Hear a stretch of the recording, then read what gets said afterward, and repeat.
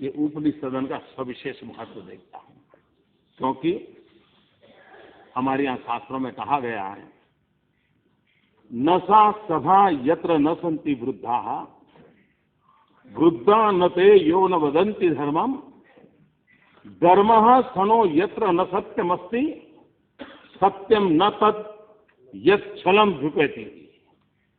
संविधान सभा में हम ये जब, यानी ऐसी कोई चर्चा नहीं हो सकती कि जिसमें वृद्ध जन न हो, वृद्ध जनों में धर्म न हो, धर्म वो न हो जिसमें सत्य न हो।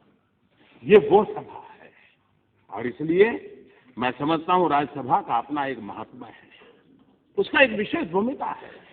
और संविधान सभा की बहस में गोपाल स्वामी आयंगर ने जो बात कही थी वो मैं यहां उद्धृत करना चाहता हूं। दुनिया भर में जहां कहीं भी कोई भी महत्वपूर्ण संघीय व्यवस्था है, वहां दूसरे सदन की व्यवहारिक आवश्यकता महसूस हुई है। कुल मिलाकर के हम इस पर यह जानने के लिए विचार कर रहे हैं कि यह कोई उपयोगी कार्य करता है या नहीं। दूसरे सदन से हमारी अपेक्षा संभवतः केवल इतनी है कि महत्वपूर्ण विषयों पर गरिमापूर्ण बहस कराएं और संभवतः क्षणिक भावावेश के परिणाम स्वरूप सामने आने वाले उस कानून को तब तक लंबित रखना जब तक वह भावावेश शांत न हो जाए और विधायिका के समक्ष आने वाले उपायों पर शांतिपूर्वक विचार न कर लिया जाए। और संविधान में यह प्रावधान करते समय हमें यह ध्यान रखना होगा कि जब कभी किसी महत्वपूर्ण विषय पर, विशेषकर वित्त से संबंधित मामले पर लोकसभा तथा राज्यसभा के बीच कोई विवाद हो तो लोकसभा का मत ही मान्य होगा। इसलिए इस दूसरे सदन की मौजूदगी में हमें केवल वह साधन प्राप्त होता है जिससे हम उस कार्रवाई विलंब में करते हैं जो संभवतः जल्दबाजी में शुरू की गई हो, और शायद हम उस अनुभवी व्यक्ति को एक अवसर देना चाहते हैं जो संभवतः गहन राजनीतिक विवाद में न रहता हो, लेकिन जो उस ज्ञान और महत्व के साथ बहस में हिस्सा लेना चाहता हो जिसे हम सामान्यतः लोकसभा के साथ नहीं जोड़ते हैं। यही सभी बातें दूसरे सदन के संबंधित प्रस्तावित है। मुझे लगता है कि कुल मिलाकर विचार करने के बाद ज्यादातर लोग एक ऐसा सदन बनाने और यह सावधानी बरतने रखने में के पक्ष में है कि वह कानून अथवा प्रशासन में के रास्ते में अड़ंगा सिद्ध न हो। ये गोपाल स्वामी आयंगर ने संविधान सभा में कहा था। मैं समझता हूं हम इस सदन के लोगों के लिए इससे बड़ा कोई मार्गदर्शक सिद्धांत नहीं हो सकता। और पंडित नेहरू ने अपने विचार रखते हुए एक बड़ी महत्वपूर्ण बात कही थी। उन्होंने कहा था, हमारे संविधान का सफल क्रियान्वयन किसी भी लोकतांत्रिक संरचना की भांति दोनों सदनों के बीच आपसी सहयोग पर निर्भर करता है, और इसलिए हमारे लिए आवश्यक बन जाता है कि हम किस प्रकार से मिलजुल करके इस बात को आगे चलाएं। और जैसा मैंने पहले ही शास्त्र में कहा था कि वो कोई सभा नहीं है जिसमें अनुभवी लोग शामिल न हो, और वह वरिष्ठ नहीं है जो धर्म की बात न करता हो, और वह धर्म नहीं है जिसमें सत्य न कहा जाए, और वह सत्य नहीं होता है जिसमें कोई छल कपट और धोखाधड़ी हो। मैं समझता हूं कि हमारे लिए ये अत्यंत आवश्यक है। उसी प्रकार से देश हमारी तरफ देखता है कि ठीक है, कालक्रम में हम लोगों की हालत क्या है, हमारी बिरादरी की क्या हालत है, वो हम भली भांति जानते हैं। लेकिन ये सही है कि अभी भी हमारे लिए कुछ जिम्मेवारियां हैं और उस जिम्मेवारियों को निभाना एक सदस्य के रूप में भी हमारे संविधान में हमें काफी कुछ कहा गया है। लेकिन हमारे शास्त्रों ने जो कहा है वो भी हमारे लिए उतना ही महत्वपूर्ण है। यद यद आचरति श्रेष्ठः तत्तत् देवतरो जनाः, ये स यत् प्रमाणम कुरुते लोकस्तत् अनुवर्तते। श्रेष्ठ लोग जैसा आचरण करते हैं अन्य सभी उसका अनुपालन करते हैं। वो जो भी मापदंड स्थित करते हैं लोग उन्हीं मानकों का अनुसरण करते हैं। अंबेडकर जी ने 1946 में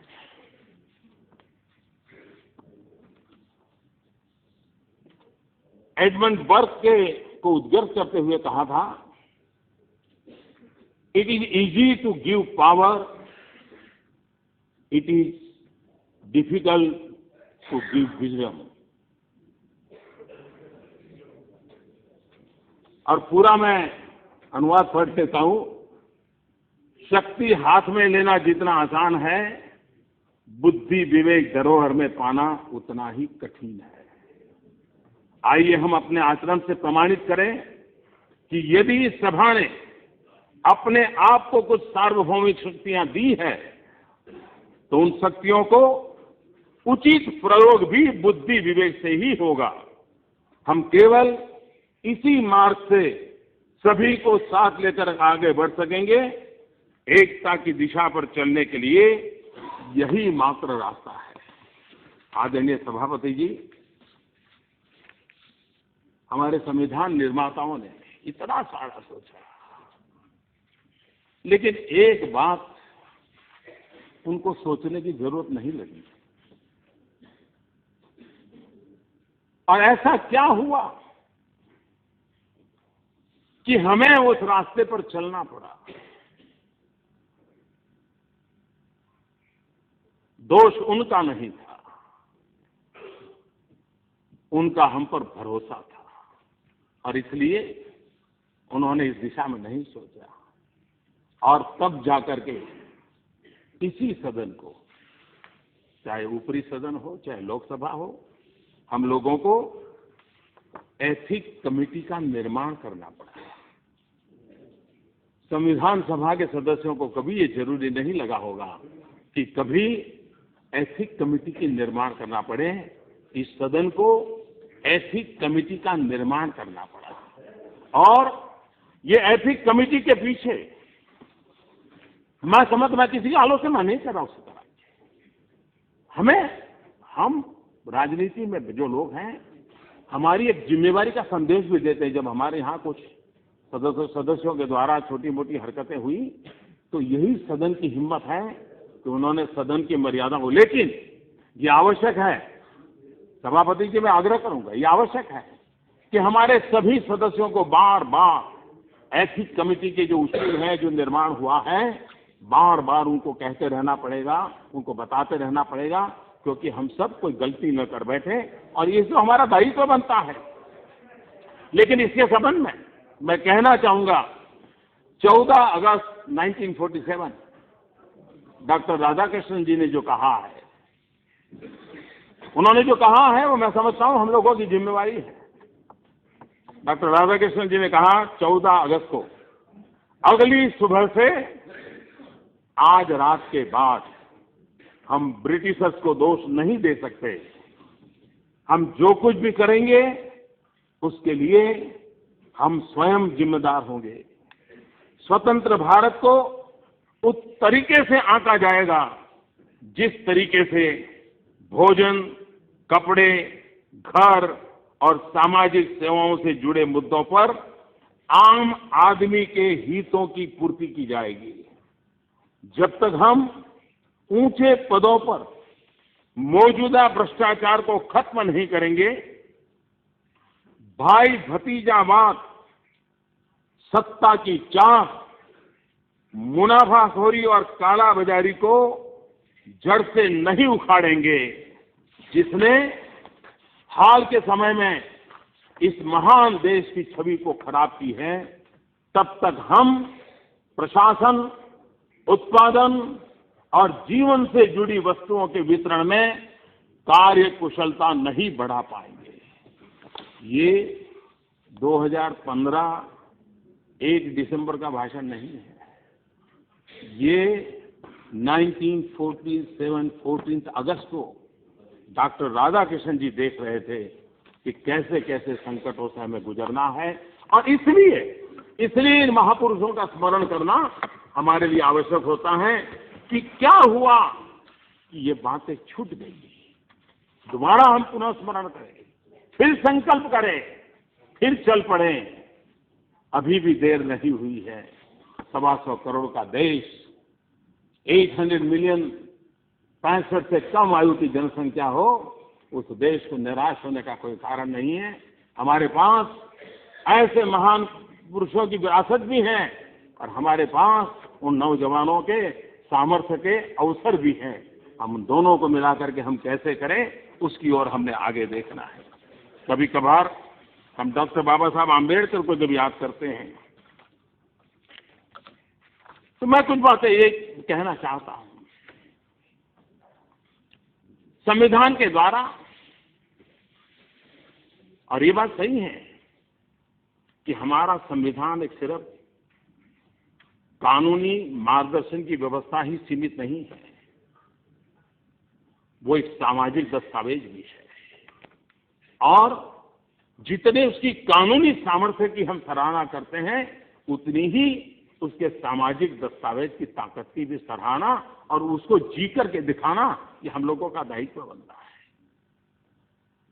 बाबा साहब ने जो हमें जो संविधान दिया, उस संविधान में कानूनी एक व्यवस्था तो है जो समता के सिद्धांत का पालन कराता है, सोशल जस्टिस की वकालत करता है, सामाजिक न्याय की चर्चा करता है। लेकिन अगर हम संविधान के दायरे में अटक जाएंगे तो हो सकता है समता तो आ जाएगी, लेकिन अगर समाज अपने आप को बदलने के लिए तैयार नहीं होगा, सैकड़ों वर्षों की बुराइयों से मुक्ति पाने का समाज संकल्प नहीं करता है,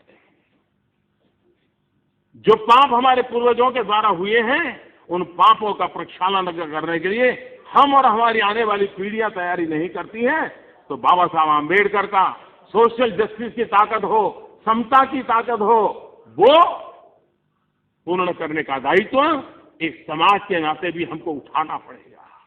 और इसलिए बंधारण हमें अगर समता की ताकत देता है तो समाज के संस्कार सरिता हमें ममता की ताकत देता है। अगर समता हमें बंधारण के निहित ताकतों से प्राप्त होती है तो समाज को भी तैयार करना पड़ेगा कि जैसे समभाव जरूरी है, वैसे ही समाज में ममभाव भी जरूरी है। और देश तब चलेगा जहां समता भी हो, ममता भी हो, समभाव भी हो, ममभाव भी हो। ये 125 करोड़ देशवासी, दलित माता की कूख से पैदा हुआ बेटा भी मेरा भाई है। ईश्वर ने मुझे जितनी शक्ति दी है, परमात्मा ने उसको भी उतनी ही शक्ति दी है। मुझे तो अवसर मिला, लेकिन उसको अवसर नहीं मिला। उसको अवसर मिले, ये हमारा दायित्व बनता है। और इसलिए सिर्फ बंधारण की सीमाओं में नहीं, समाज जागरूक भी उतना ही अनिवार्य है। न हिंदू पति तो भवेत्, इस संकल्प को लेकर के आगे बढ़ने की आवश्यकता है। और ये बात इस सदन से उठनी चाहिए, ये बात सदन से पहुंचनी चाहिए। आज भी समाज में किसी के साथ इस प्रकार का अत्याचार, अनाचार होता है तो ये हमारे लिए कलंक है, एक समाज के नाते कलंक है, एक